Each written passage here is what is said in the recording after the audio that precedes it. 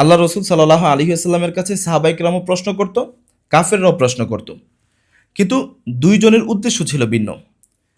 কাফেররা আল্লাহ রসুল সাল্লাহ আলাইহি আসাল্লামের কাছে প্রশ্ন করত রাসূল সাল্লাহ আলাইহি আসাল্লামকে বেজ্জতি করার জন্য, আটকানোর জন্য, তাদের জাহালতকে কায়েম এবং দায়েম রাখার জন্য অহেতুক অমূলক প্রশ্ন করত। আর সাহাবায়ে কেরাম আল্লাহ রসুলের কাছে জানতে চাইতেন, প্রশ্ন করতেন তাদের ইমানের বিষয়ে, ইমান বৃদ্ধির জন্য, তাদের আমল আখলাক সুন্দর করার জন্য। তো কাফেররা অহেতুক অমূলক প্রশ্ন করত, এমনকি মাঝে মাঝে কাফেরদের নিকটে আল্লাহ রসুল ইসলামের মোজেজা প্রকাশ হতো, কিন্তু এরপরও তারা ইমান আনত না, কারণ তাদের মাকসাদ ইমান আনা না, তাদের মাকসাদ হলো আল্লাহ রসুল ইসলামকে অহেতুক প্রশ্ন করা, অমূলক প্রশ্ন করা, তার কাজে বাধাগ্রস্ত করা।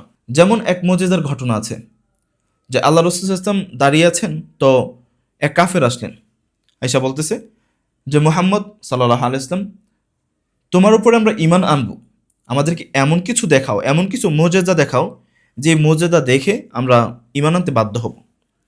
তখন আল্লাহ রসুল ইসলাম হাতে কঙ্কর নিলেন বা পাথর নিলেন, বিসমিল্লাহ বললেন, পাথর আল্লাহর অনুগ্রহে সুবহান আল্লাহ আলহামদুলিল্লাহ তাসবিহ পড়া শুরু করলো। তো আল্লাহ রসুল ইসলাম সেই মোজেজাওয়ালা পাথর শুধুমাত্র নিজের হাতে রাখলেন না, অন্য একজন সাহাবীর হাতে দিলেন। পাথরগুলো ওই সাহাবীর হাতে গিয়েও তাসবিহ পাঠ করা শুরু করলো।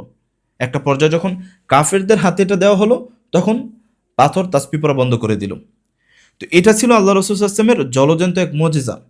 কিন্তু কাফেররা কি করলো, এখান থেকে ইমান তো আনলোই না, বরং বলল যে মুহাম্মদ এত বড় জাদুকর সাল্লাল্লাহু আলাইহি ইসলাম যে সে তার জাদুতে পাথর কথা বলে, তার জাদুতে পাথর কথা বলে।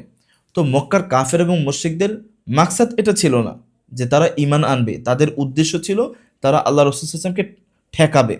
এজন্য আল্লাহ তাআলা তাদেরকে ইমান দান করেন নাই। আল্লাহ রসুলকে তারা দেখছেন, নসিহত শুনছেন, কিন্তু তাদেরকে আল্লাহ তাআলা ইমান দান করেন নাই। কেন?